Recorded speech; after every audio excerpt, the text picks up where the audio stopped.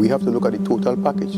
It's an integrated program. It's not only climate change, because you cannot solve the climate change problem without the other problems having problems.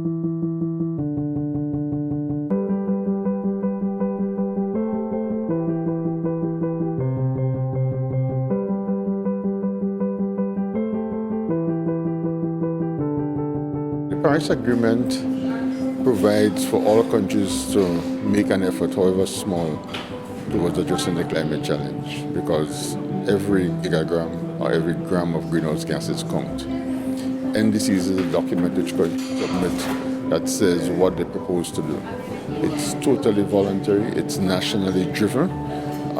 You're mandated to submit your plan, but what you put in your plan is totally up to you based on your national circumstances.